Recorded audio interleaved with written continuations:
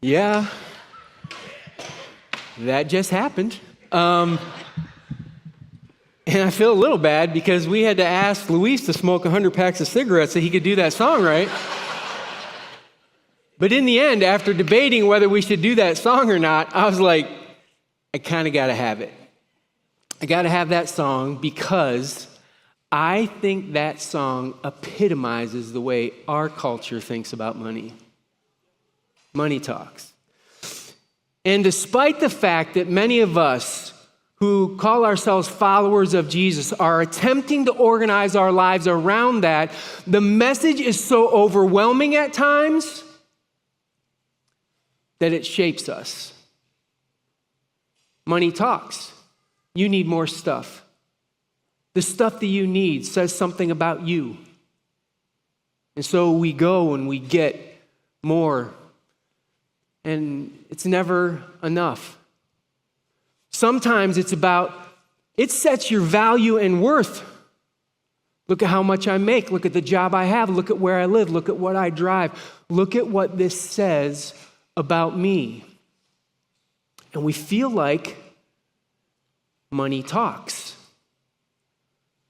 Now, I'll tell you, a couple times every year when I'm preparing a message, the thought rattles around in my head, this is going to be uncomfortable. And I still deliver the talk because I'm trying to be a follower. I don't get to do things that make everybody feel good all the time. And so I'll say things that I think are true. Grant asked me this morning, is this going to be controversial? And I was like, I don't know. Sometimes when I think it's going to be uncomfortable, people come up to me and they're like, that was awesome. Thanks for saying that. And I was like, what are you talking about? You're supposed to be uncomfortable right now. And it doesn't happen. I don't get it sometimes. And other times, yeah, it made people uncomfortable. They made comments, and on several occasions over the years, people have actually left the church, which I don't love. I don't love that. But we have to face some truths sometimes. And this morning, as we talk about this, it's a toss-up whether this is going to be really uncomfortable or not. I'm not sure. Because I think over the years, Waypoint has tried to do a whole bunch of things that would give us some credibility, that in this moment when we start talking about money, you're not going to assume that there's some dark motives behind it, that what's motivating me is what motivates me about all the other things that I talk about. I'm hoping that you'll adjust your course towards Christ. And in this case, it just happens to be this area. Now, I get it. I can understand why this would make people uncomfortable. Money is always personal. The moment you start talking about it, it's easy for people to put up personal defenses and to be cautious. But I think it's more complicated than that.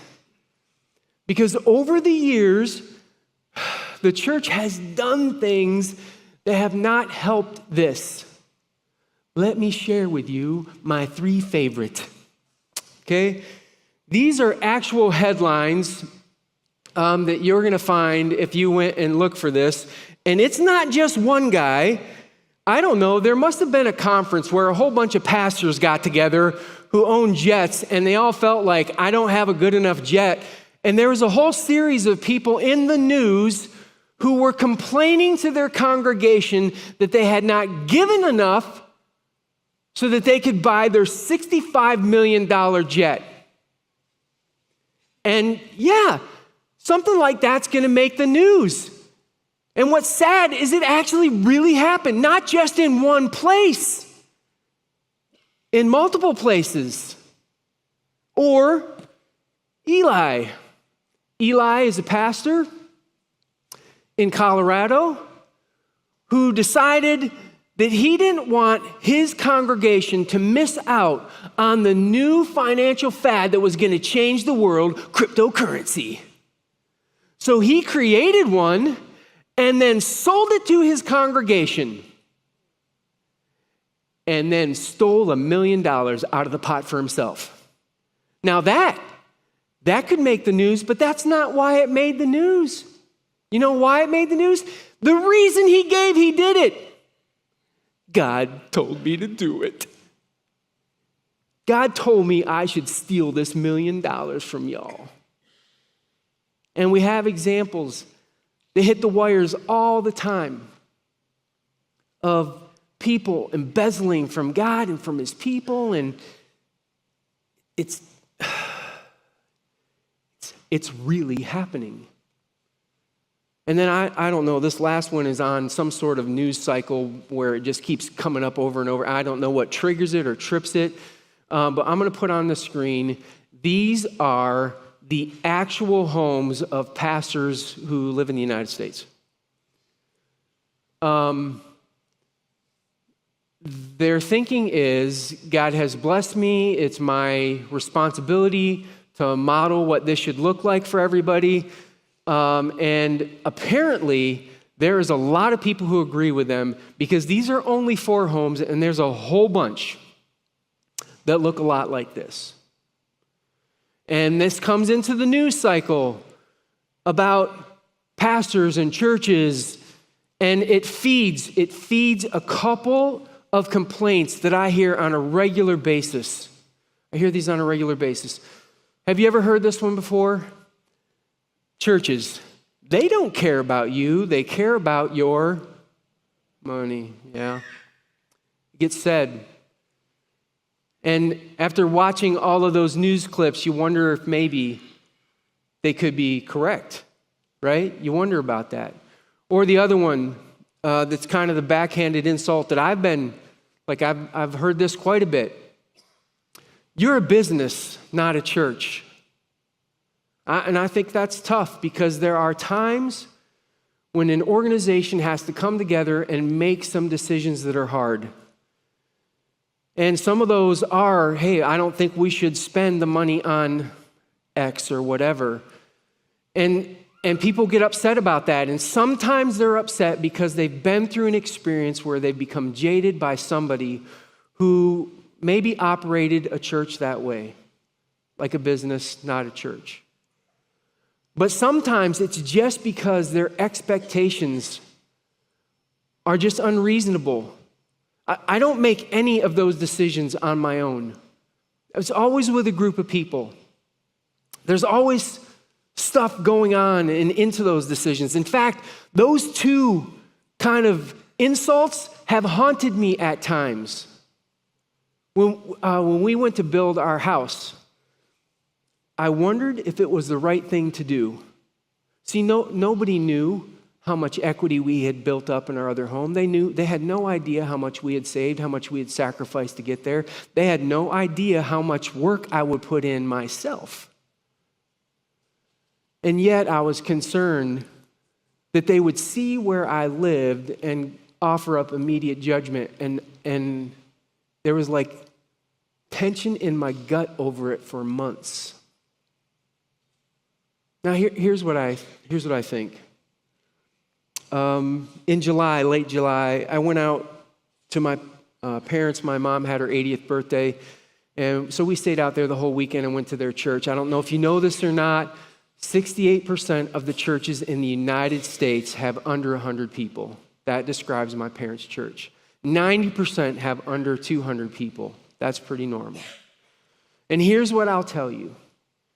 The pastor at that church drives a big rig truck during the week and comes and teaches on the weekend. That's all he can do for that church. He just teaches for them. That's the limit of what he can do. That's the limit of what they can pay him to do. And from what I can tell, the vast majority of pastors, even in the top 10%, the vast majority are careful. They're reasoned and being wise about how they use the finances that come into their churches. And yet, that guy who drove a big rig and every other pastor gets tainted by all the news that spills on the airways about how churches deal with money. And they have to deal with the assumption that there must be something at the core of them that's wrong when it comes to money. We've been aware of this for a while. Like, we've been aware of the taint, of the controversy, of the critiques that people have given that we only care about money and not them. We're like really aware of that for a long time. So we've actually made some choices over time. You'll notice that we don't take up an offering here. People give. They give at boxes that are out in our lookout hall. They seek those out and they put money in. Why? You're going to have a pretty hard time identifying a time where we stood up here and begged for money. The closest we get to that is our Christmas offering, and every dime of that we give away. We don't keep it for ourselves. It goes into the community. It goes around the world doing all kinds of good. That's the closest we get. We operate a very conservative budget. So, margin. We don't spend every dime that's coming in. Our intention is to save up some stuff so that when a moment comes that we want to do something that matters, we make a ministry decision and don't have to make a financial decision. We've made that choice over the years. Why? Because there's so much taint. Like, the assumption is that there must be something wrong. I'm not told who gives or how much anybody gives. That's an oddity around the church world, and I've been told I'm not very smart for doing it, which is awesome because it lines up with the fact that I'm not very smart. So this is going well, right? It's working out really well for me. Why? Because they would say, hey, you got to figure out who you need to schmooze up to. You cannot figure out. Like, I'm going to choose to love and engage and interact with everybody, and you can't point at me and say it has to do with money. I don't know what that is. I don't know what's going on, and we've decided to have blinders on for a reason. We have checks and balances to prevent embezzlement. That's not to mean that we haven't made financial mistakes. We have. We catch them, and then we put other checks and balances in place to stop that. But what we've never had is somebody who has stolen. Like, we've never had an embezzlement sort of thing going on. Why? Because we're trying to be as careful as possible so that we're not a part of the stories that hit the airwaves. And probably one of the last things that we've done is we haven't talked about money very often, and I actually think there's a real downside to that. We don't do it in an attempt to avoid the guilty by association thing. But the reality is there is a message about money that being broadcast daily from our culture into our lives. And if you never hear an opposing viewpoint, if you never hear a different way to think about it, you might think that's normal. It's normal for our culture, but it is not normal for a follower of Jesus. God has a lot to say about finances. Why? Because it has so much play in our lives. So today, here's what I want to do. I want to talk about this at the values level.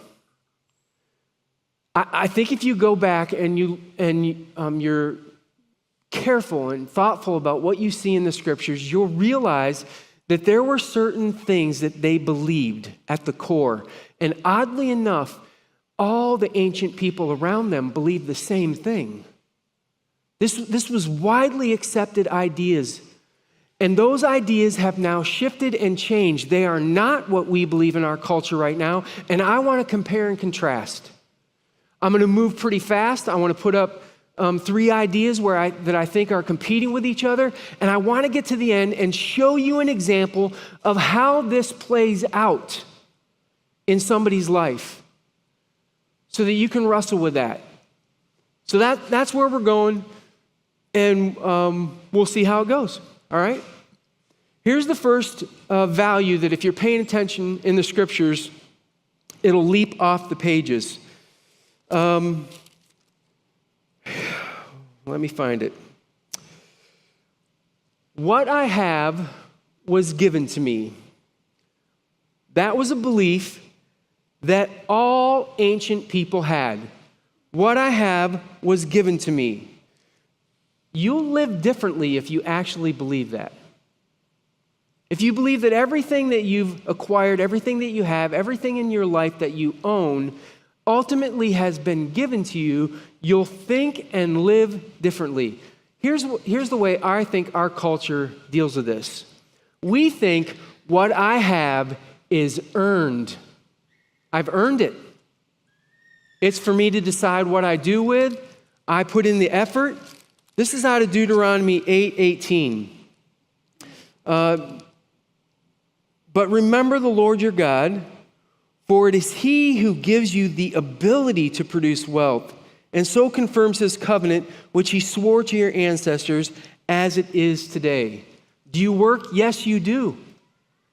But the work that you do, the effort that you give, all comes back to the fact that God gave you gifts. He gave you a world to do it in. He gave you the energy to do it. He gives you the strength and the breath for your next moment.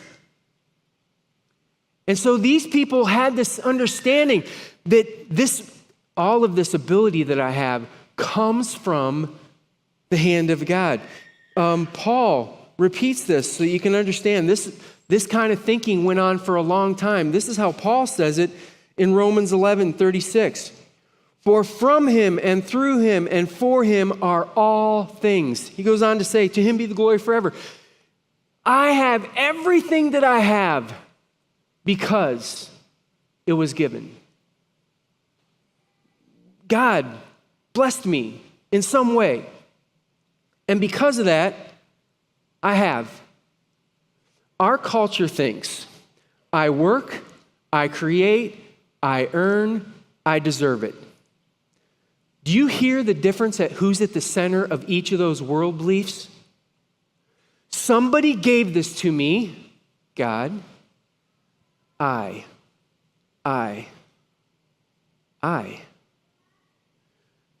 And they have a huge impact on the way you choose to live.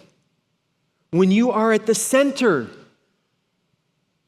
you believe that all of your effort matters. And by the way, God designed effort, but it's in context. It's in the context of I'm working hard, I'm doing this to honor this God who's been giving me so many good things.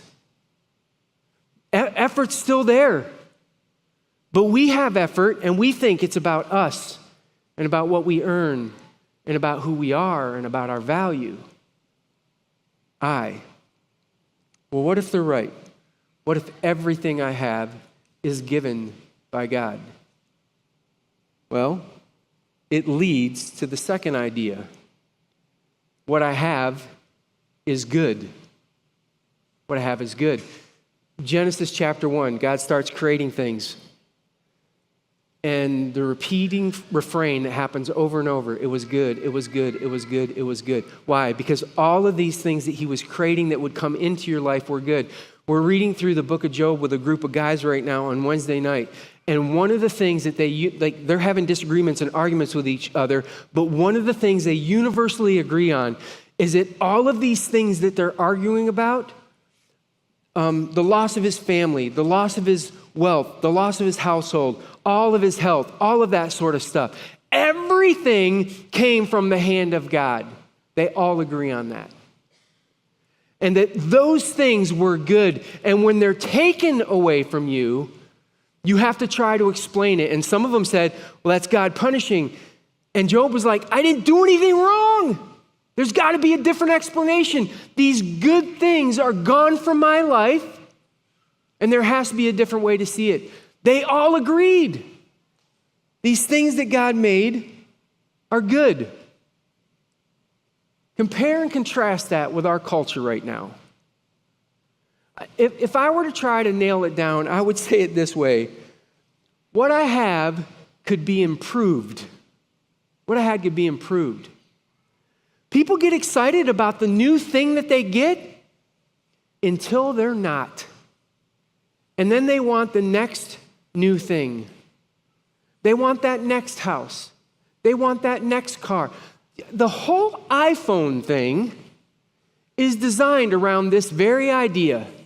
You don't need the latest iPhone.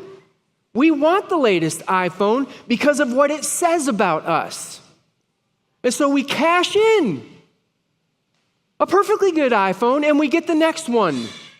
Why? Because what I have could be improved. It's never quite good enough. There's almost a permanent dissatisfaction that eats away at the core of who we are. I'm never really satisfied with anything. I want more. Is there a place for ambition in our lives? Because what's missing is contentment. And I know as soon as I say that word, people will think, oh, if I have to be content, that means there's no goals, there's no achievement. No, it's in context.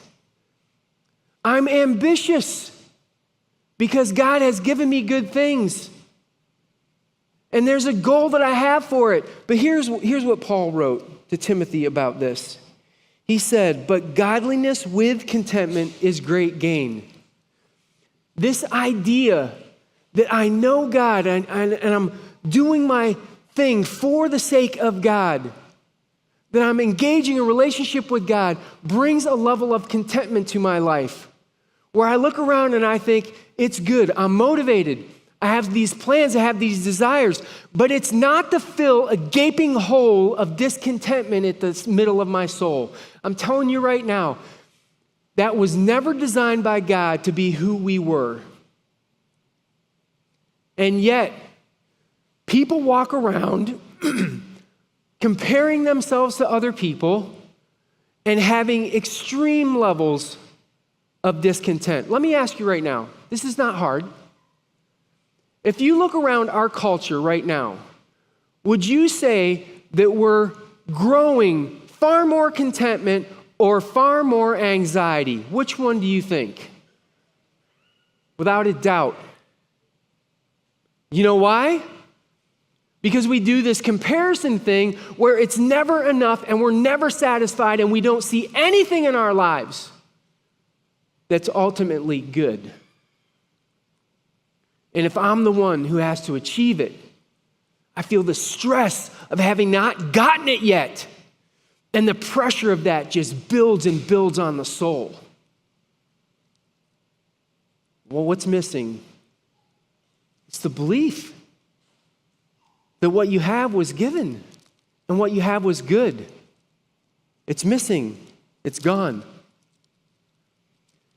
If you believe what you have is given, if you believe what you have is good, it leads almost instantly to the next one. What I have, I should be grateful for. Now, in Deuteronomy chapter 26, this is the part of the law where they're actually laying out the obligations for giving. But I want you to hear the motivation that gets written into the text here. This is Deuteronomy 26:11. Then you and the Levites and the foreigners residing among you shall rejoice in all the good things the Lord your God has given to you and your household. He's talking to them about giving, about responding in a way that you're grateful. What are you grateful for? I'm trying to be grateful for all the good stuff that God has given to me. And so there's a response. I respond.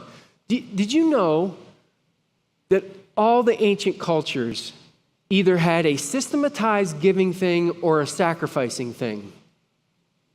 Do you know why they did that? Two reasons. One of them's not great. I'll give you the not great one first.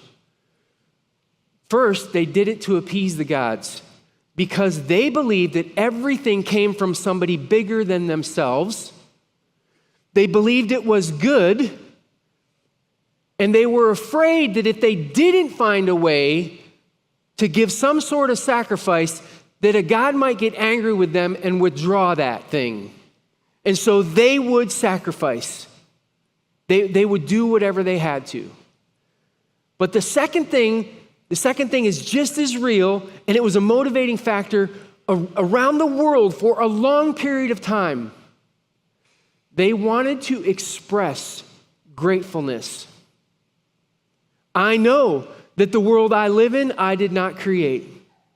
I know that I could not make this rain. I know that the crops that just grow are a thing from the hand of God, and I'm grateful for. And so they found a way. They found a way to be grateful. And it came out in their giving, by the way. That first one was so bad, this appease the God thing was so bad, it would eventually lead to child sacrifice. That's how this would work. If everything I have is from God, my kids, and everything is good, my kids, and I don't want you to harm all of my kids, then maybe I should sacrifice one of my kids so that you'll leave our family alone. That was the kind of thinking that was practiced widely around Israel at the time. They were one of the few that did not sacrifice their kids. The same thinking, very different way of practicing. Now, here's what I want you to see. I want you to see this in practice. So early in Genesis, chapter 14, there's a story that's unfolding. Lot has been living in the city of Sodom. It's attacked by a group of kings together, and Sodom loses. All of the people, all of the animals, all of their possessions are gathered up, and they're gone. They're about to be slaves for the rest of their lives. Abram gathers his allies, and he pursues them because Lot is his only heir.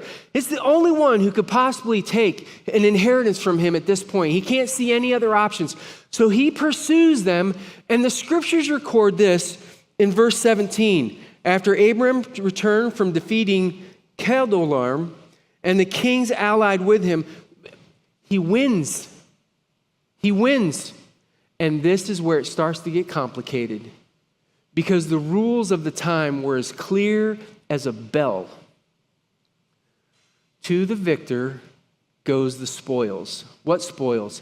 Everything. He gets the animals, he gets the possessions. Listen, he gets the people. He is considered the owner of all of that stuff. And this is what's recorded in the scriptures. This is verse 20. Then Abram gave him, who's him? There was a guy named Melchizedek who was the high priest of the same God that Abram worshiped, Yahweh. He gave him a tenth of everything. That's weird. You know why it's weird? Well, it's kind of not weird, it's kind of weird. Here's the not weird part. This was common practice among all people at the time Abram did this. But you know what's weird? It was not required. There was no command to do this. The Torah has not been written yet. There's no laws, there's no rules, there's nothing determining that this has to be done. Do you know why he does this? Because Abram believes that everything he has is God's. He believes that it's good. And he believes he should be grateful. So he practiced giving. He made that choice. Now here, his choice, by the way, is radical. I want you to see what he chooses. This is verse 22. Because the king of Sodom comes to him and says, "Let me make a bargain with you. You can keep it all. You can keep the animals, you can keep the possessions, you can keep everything. Just let me have the people back, and we'll restart the city, and we'll try to rebuild our lives, because I can at least get the people back." And Abram says this, "With a raised hand, I've sworn an oath to the Lord, God Most High, creator of heaven and earth. I have an allegiance." And he says in verse 23, "I will not accept anything belonging to you, not even a thread or a strap of a sandal, you'll never be able to say, I made Abram rich. You know what he just said here? Money doesn't talk. My allegiance to God does. You're not ever going to be able to look at a point in the future and say, I got all of this stuff from you, and that's why you're wealthy. If God makes me wealthy, he makes me wealthy. If he doesn't, that doesn't matter, because what I care about is my loyalty to him. You can have all your stuff back. You can have all your people back. I'm not touching any of it. And he does this in an attempt to honor the God that he loved. Why? Because he had these core beliefs. He had these core beliefs. And it caused him to live in a certain way. It caused him to live in a certain way. The church talks about the giving of 10% a lot. But they often do it outside of the historical context of the fact that people were giving before they were commanded to do so. And in fact, I think God instituted the command to give 10% to stop the comparison thing that humans do with each other. Oh, you give 10% to your God to prove you're loyal? We give 15. Oh, you're going to give 15? I'm going to give 20. You're going to give 20? I'm going to kill my kid. How about you meet me there? And God said, no, just knock it off. Your response of gratefulness is right. That's good. But let's put it right here. Do that. But somewhere along the line, the values changed. And we stopped seeing God as the provider who actually has been giving into your life all along. And we think it's us. And we think we deserve. And honestly, you're missing out. You're missing out on a response to God that says, look, I'm trying to find some way to be grateful for everything that I have. And some of you could give. And you've not made that choice. And I think you're missing out on expressing this gratefulness to God that would change the way you live. When you give 10% of your money away, you can't live like everybody else. You can't do it. So why would you compare yourself to everybody else? You don't have to do that. You make choices. Now, the truth is, some of you couldn't do it right now if you wanted to. Like the message of the culture has so overwhelmed your life, you're up to here. And if you stopped and gave 10% at this point, you wouldn't pay your bills. And that wouldn't be honoring to God to hear, hey, I can't pay you because I've got to give my money to God. That's harming the name of God. But somewhere along the line, you have to start asking yourself, what kind of values do I want to live with? Because what I have comes from the hand of God. What I really have is good. And when you feel like you're under a mountain of bills, it feels like nothing you have is good. It's all stress, it's all pressure, it's all tension all the time.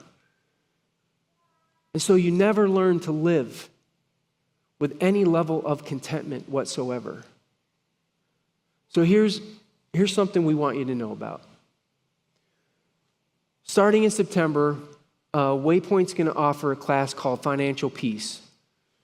This is not a class that we run. It costs money. None of the money goes to us. It goes to the organization who runs all of this. But it sets out for you what God has to say about finances so that you can align yourself with his values and start living in a way that accepts, you know what? I know this stuff is from God. I know it's good. I've got to find a way to be grateful. I've got to find a way to express this gratefulness in my heart. And here's the thing. Here's what's fun. We have somebody at Waypoint who's decided that if you go to the majority of your classes, if you only miss 2 of those classes, there's 9. they'll refund your money at the end of that. So you don't have to pay anything. You just have to show up. You have to put skin in the game, come and find out how to operate with your finances, and you could get your money back. Why would you do that?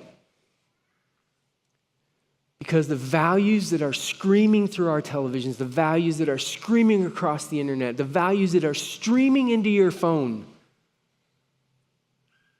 are not the values of God.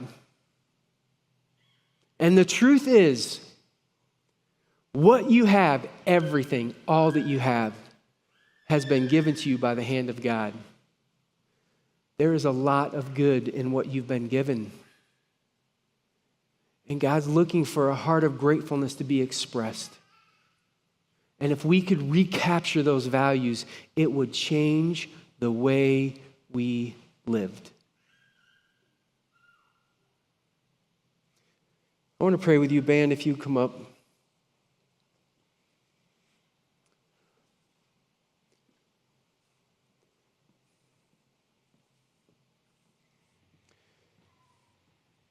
God, this morning, I don't know if the feeling is discomfort or if people are just simply wrestling. Like, what do I do with this? Money's hard. It's hard. It's hard to have anybody tell you what to do with what you've earned. And yet the truth is, everything that we have has come from the hand of a loving God. And our response of what we do with that is an attempt to say, I love you, God. Thank you. It's not just the choices of giving, it's what we choose to spend it on. It's how we choose to use that money. It's a gift from your hand into ours. So God, I ask that you would help us wrestle with that. I believe there are some people here this morning, they're struggling. I mean, financially, it is just a difficult nightmare right now for them. And they've heard this, and they'd like to respond with a grateful heart. And God, maybe help them understand that their grateful heart needs to be expressed in finding a way to start going in a different direction. Like maybe they need to learn some skills to put them in a place where they could honor you. But to simply just stay where they're at and to be miserable is not what you had in mind for us. When we live within our means, when we're able to give, we have lives that honor you. So call us up to that. Stretch us. I ask for that in Jesus' name. Amen.